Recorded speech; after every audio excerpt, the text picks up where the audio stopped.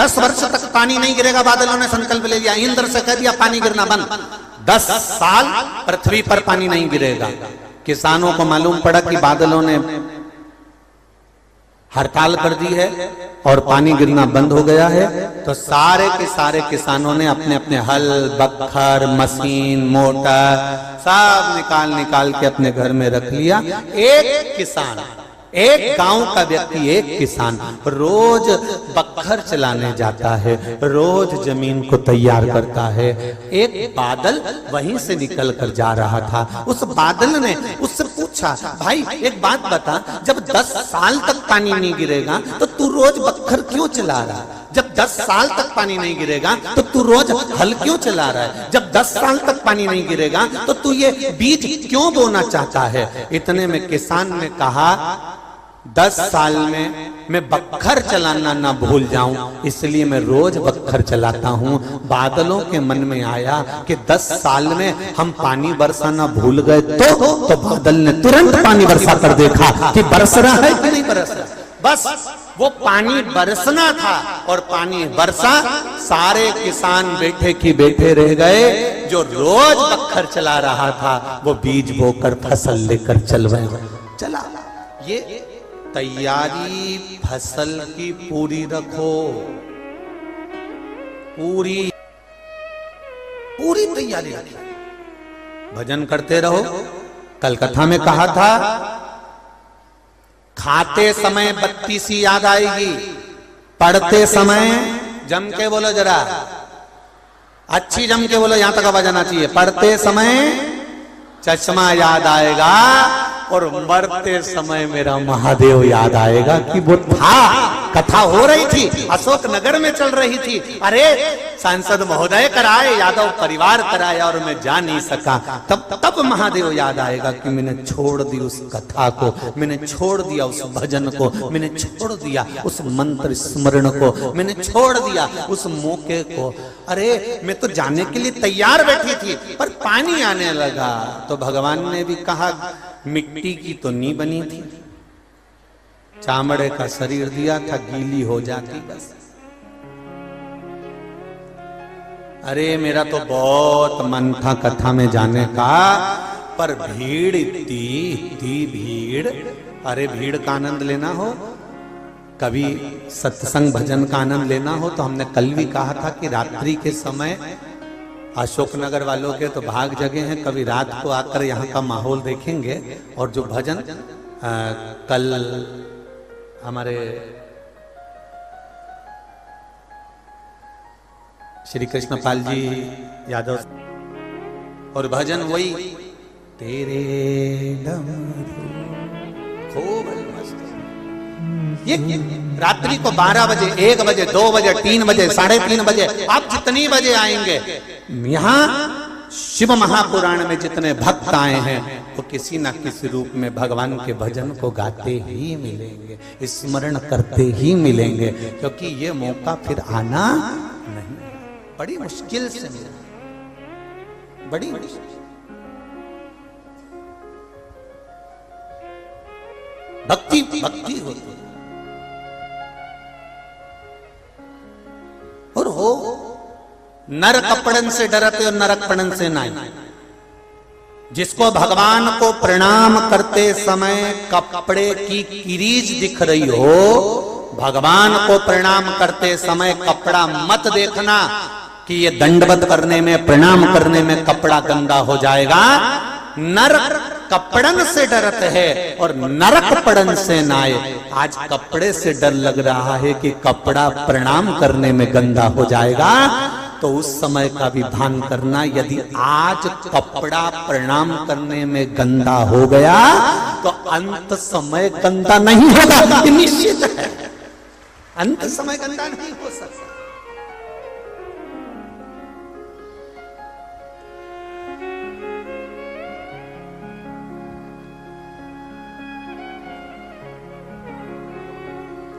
बच्चा छोटा रहता है ना,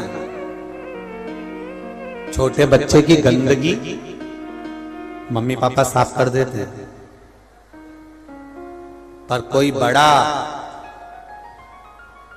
40 साल 45 साल 50 साल का व्यक्ति गंदगी करे तो माता पिता साफ करे क्या?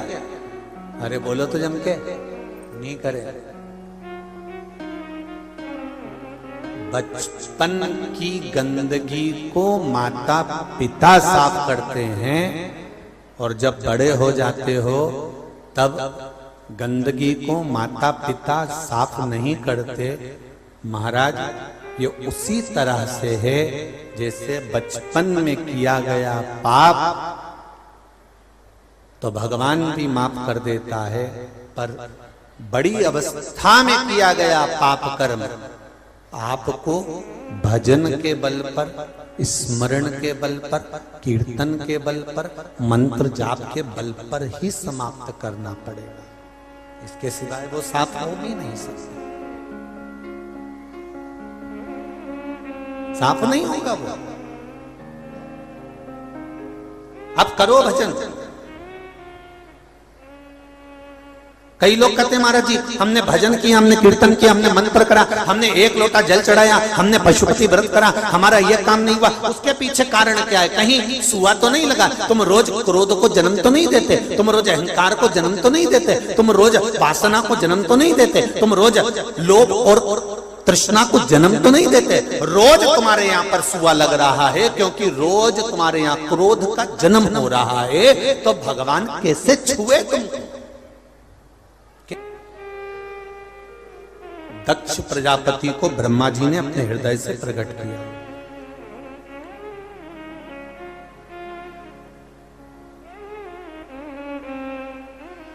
और दक्ष प्रजापति ब्रह्मा जी प्रकट करे, दक्ष बाबा के घर में बेटों का जन्म हुआ और जन्म होने के बाद में जब बेटों का जन्म हुआ तो देवऋषि नारद ने उनको सत्संग में लगा दिया, सत्संग में बिठा दिया।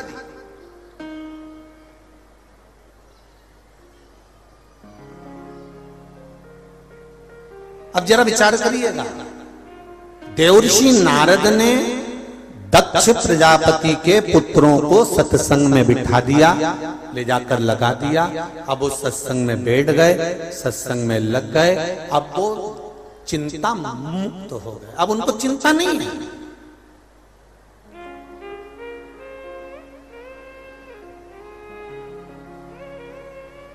रेल से कभी कहीं गए हो क्या? कौन कौन ने ट्रेन का सफर करा है? जरा हाथ उठाओ। जो कभी भी जिंदगी में एक बार ट्रेन में बैठे हो, सब तो बैठे हो ना, रख लो। ट्रेन का सफर करने वाला व्यक्ति एक बात का अंदाजा लगा कर रखना, रेलवे स्टेशन पर खड़ा है, टिकट उसके हाथ में रखा है और ट्रेन का इंतजार कर रहा है। उसकी बेचैनी देखिए, कितनी देर में आएगी, कब आएगी, बहुत देर हो गई, आज तो ट्रेन लेट हो गई, बता रहे हैं कि आधा घंटा लेट आएगी। अब बेचैनी देखिए, उसकी चिंता देखिए। सामान, बैग, पत्नी, बच्चे, कुटुंब, कबीला सब साथ में है, खाने का सामान भी साथ में है, पानी की बोतल भी साथ में है। इसके बाद भी उसकी बेचैनी देखिए, आई नहीं, अभी तक आई नहीं, और आएगी तो भीड़ रहेगी कि नहीं रहेगी, कितनी भीड़ रहेगी, कैसा होगा, क्या होगा, उसकी चिंता बढ़ती चली जा रही है। जब तक ट्रेन नहीं आती उसकी बेचैनी, उसकी चिंता बनी रहती है। और कब आएगी, सामने आई और बोगी यहाँ आएगी, डब्बा यहाँ आएगा कि वहां आएगा, और डब्बा पीछे लगा, बोगी पीछे लगी कि आगे लगी, ना जाने कहां लगी। चिंता बढ़ती चली जा रही है, चिंता बढ़ती चली जा रही है। खाने का सामान है, खाने में मन नहीं लग रहा, पानी रखा है, पीने में मन नहीं लग रहा, परिवार बच्चा सब साथ में है और ट्रेन का इंतजार है। ट्रेन सामने आई और तुम उस ट्रेन के अंदर चढ़कर बैठ गए, सीट पर पहुंच गए, अपना सामान पटका, उसके बाद ऐसी चिंता से मुक्त हुए कि अब तो अशोक नगर उतरूंगी, तब सीट छोड़। चिंता से मुक्त, सामान सीट पर पड़ा है, तुम्हारा ध्यान सब दूर से हट गया। तुमने बिस्कुट का पैकेट निकाला, खोला, खाया, पानी भी पिया, दूसरे को भी दिया और चाय वाले को रोका, ए भैया चाय दो जरा। अभी बाहर इतनी बेचैन हो रही थी, इतनी चिंता, इतनी चिंता, इतनी चिंता, और आते से ट्रेन की सीट पर बैठी और चिंता समाप्त, चिंता गई। क्योंकि बैठी कहां पर है? ट्रेन की सीट पर आकर बैठ गई है, इसलिए चिंता समाप्त हो गई है। शिव महापुराण की कथा कहती है कि जब तक शिव पुराण में जाकर नहीं बैठोगे तब तक बेचैनी बनी रहेगी। जिस दिन इस ट्रेन में आकर बैठ गए उस दिन बेचैनी समाप्त, चिंता गई, समाप्त।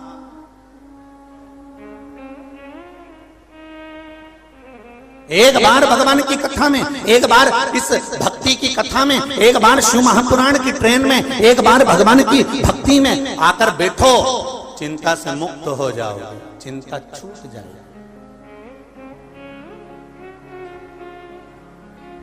फिर काय की चिंता? शंभो शरणे मांगू घड़ी रे घड़ी, दुख काटो दया करी निदर्शन आपो। तब चिंता से मुक्त हो जाओगे आप। परमात्मा के द्वार, परमात्मा की भक्ति में, परमात्मा के आनंद में जाकर बैठो तो सही।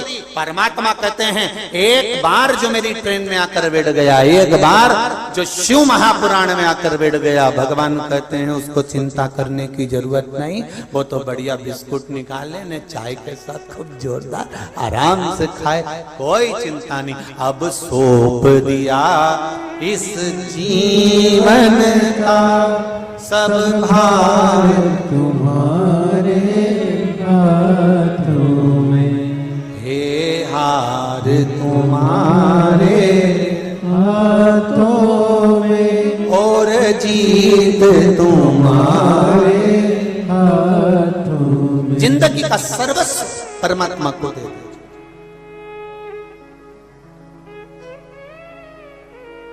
एक भोला कैलाश में और एक भोला मेरे विश्वास में है, ये निश्चित है, ये निश्चित है। एक कैलाश में भोला है तो एक विश्वास में भोला है।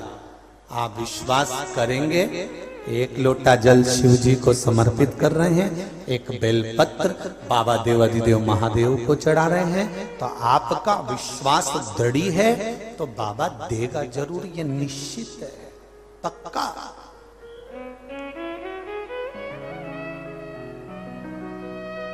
वो देगा। और अगर विश्वास नहीं है, भरोसा नहीं है, होता है।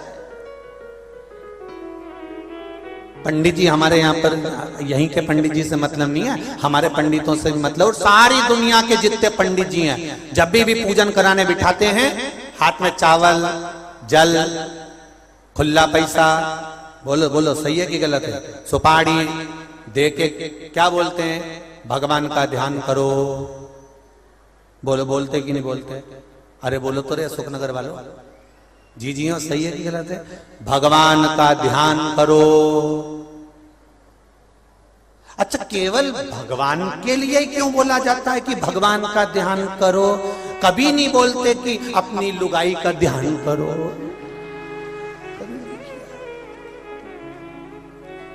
और अगर भले वो बोल रहे हैं भगवान का ध्यान करो, अगर लुगाई का बोलो, पत्नी का बोलो कि पत्नी का ध्यान करो, बिना बोले भी ध्यान पत्नी में चला जाता।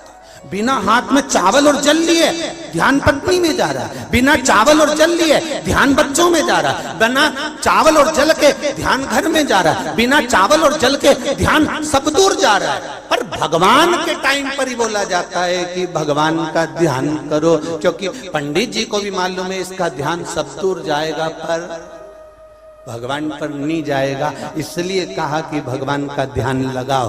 परिवार के लिए कभी नहीं कहना पड़ता कि परिवार में, कई माताएं कहती हमारा मन कथा में नहीं लगता, तो हमारा मन कहीं नहीं लगता, हमारा मन तो कथा में बिल्कुल नहीं लगता। तो हमने कहा बच्चों में लगता, बिल्कुल, और हमने कहा हस्बैंड में, तो कहा उसमें, हमारा मन घर में, अरे गुरुजी घर तो मेरे में कहीं पे भी चली जाऊं ना, हमारा तो होटल में भी मन नहीं लगे जितना घर में लगे। अच्छा मायके जाए कि नहीं जाए? 4 साल हो गए मैं तो नहीं गई।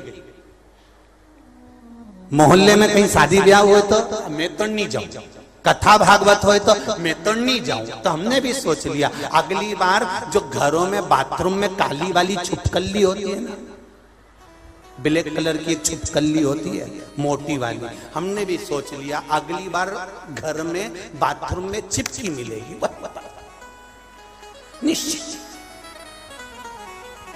अरे ना राम ने की झुंगूर की जुआ की कितनी योनियां निकली, उस योनियों से निकलने के बाद मनुष्य की योनि 84 लाख नंबर की योनि मिली, और उसको भी तुम उपयोग नहीं कर सके। उसमें भी दिन भर चुपचाप से खाने में लगे रहे। अगर ऐसा कोई व्यक्ति मिले जो चुपचाप से रसोई घर में जाके चाय माय बना के अकेली खा पी के निकल के आ जाए, समझ लेना हींग की डब्बी में खुशबू रह गई है, अगला जन्म इसका जुआ का था। इसलिए ये चुपचाप घुस के और निपटा के आ गया। पक्का हींग की डब्बी में खुशबू रह गई। जो जरा जरा सी बात में चिल्ला के दौड़े, समझ लेना जरा जरा सी बात में चिल्ला के दौड़े, समझ जा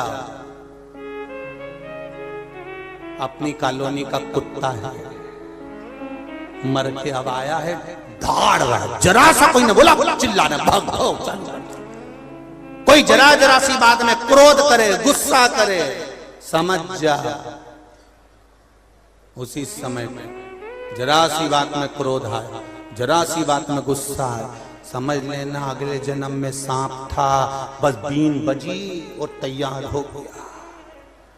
समझ जा ये हींग की डब्बी की खुशबुएं सारी इस शरीर में रहती हैं, तो इनसे पहचान बनती है कि तुम अगले जन्म में कौन थे, अगले जन्म में थे कौन। और जो भगवान की भक्ति में लगा रहे, भगवान के भजन में डूबा रहे, समझ लेना अगला जन्म गौ माता का था। चुप रहता, भजन करता, कीर्तन करता, स्मरण करता, मंत्र जाप करता। इसकी खुशबू अलग ही है, इसका आनंद अलग ही है, इसका सुख अलग है, इसका आनंद अलग, इसका आनंद अलग ही है, इसकी खुशबू अलग है। महाराज सुख अलग।